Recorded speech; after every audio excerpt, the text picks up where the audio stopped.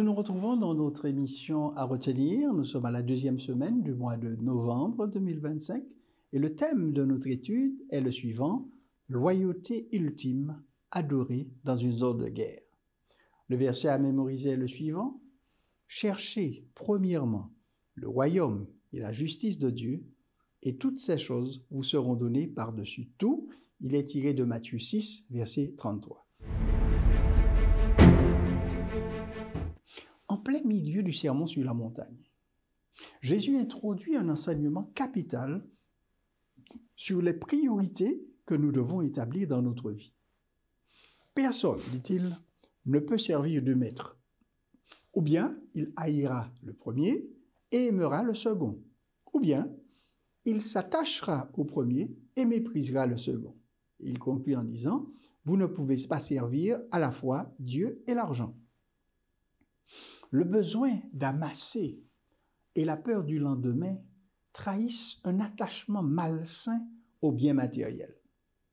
L'accent décisif est mis ici sur le maître que nous choisissons: Dieu ou l'argent, la nourriture, le vêtement, ce qui demeure ou ce qui disparaît, celui qui libère ou ce qui a servi. Jésus demande de ne pas se tourmenter pour ce qui est nécessaire sans être prioritaire.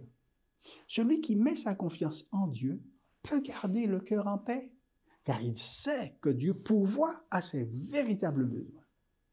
D'où notre verset à mémoriser: préoccupez-vous d'abord du royaume de Dieu et de la vie juste qu'il demande, et Dieu vous accordera aussi tout le reste. Après 40 ans d'errance dans le désert, Israël avait enfin mis pied dans la terre promise. C'était certainement une période passionnante, car ils avaient traversé le Jourdain et vu la promesse se réaliser. Cependant, ils s'étaient désormais retrouvés en territoire ennemi et d'énormes défis les attendaient, dans cette zone de guerre, bien au-delà de leur capacité à se surmonter. Par conséquent, il était temps de se préparer. Au lieu de se concentrer sur les armes, les stratégies et la main-d'œuvre, ils devraient préparer leur cœur par des cérémonies qui aiguiseraient leur perception spirituelle et fortifieraient leur loyauté envers l'Éternel. Josué avait pris la décision apparemment irrationnelle de circoncire les Israélites en territoire ennemi. Josué 5, 1 à 9. Et aussi de célébrer la Pâque face à un danger imminent, de construire un autel et d'adorer l'Éternel pendant que la conquête battait son plein, et ensuite d'ériger le tabernacle de l'Éternel, alors que 7 tribus d'Israël n'avaient pas encore reçu leur héritage. Josué 18. Israël était sur le point de mener la plus grande campagne militaire de son histoire, et nous nous attendrions à ce que tout le camp soit occupé par les préparatifs de guerre. C'était le cas, mais pas au sens conventionnel du terme. Au lieu d'atteler les chevaux, d'aiguiser les épées, ils s'étaient engagés dans un rituel qui avait laissé la majeure partie de la force combattante vulnérable pendant au moins 3 jours.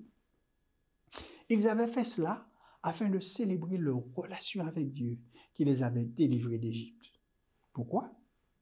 Parce qu'ils avaient reconnu que la bataille appartient à l'Éternel. C'est lui qui leur accorde la victoire et le succès. C'est ce principe que Jésus a formulé en des termes légèrement différents en disant: cherchez premièrement le royaume et la justice de Dieu, et toutes ces choses vous seront données par-dessus.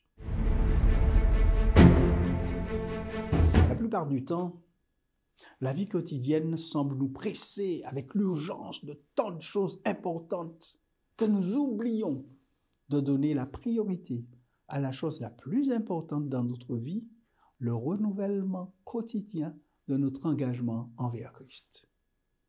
Dans nos vies bien remplies d'occupations, nous avons tendance à prêter attention aux urgences que la vie nous présente. Et très souvent, nous négligeons de consacrer du temps de qualité pour renouveler notre engagement envers Dieu et faire une pause et d'exprimer notre gratitude pour ce qu'il a fait et continue de faire quotidiennement pour nous. Le culte du matin et du soir, ainsi que l'autel familial, semblaient tellement hors contexte dans notre vie surchargée, axée sur la commodité et sur la réussite.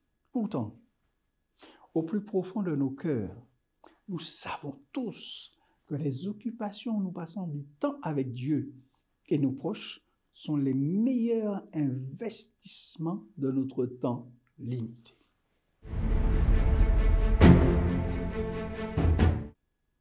Les rites continuent de faire partie intégrante de la communauté de l'Église adventiste du 7e jour.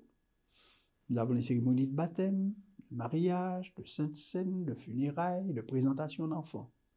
Elles font partie de notre vie ecclésiale.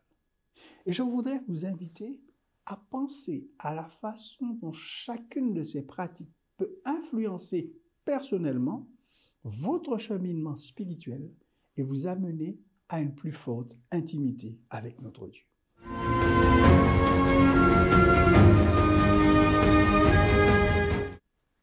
Et souvenez-vous, préoccupez-vous d'abord du royaume de Dieu et de la vie juste qu'il demande, et Dieu vous accordera aussi tout le reste. À retenir.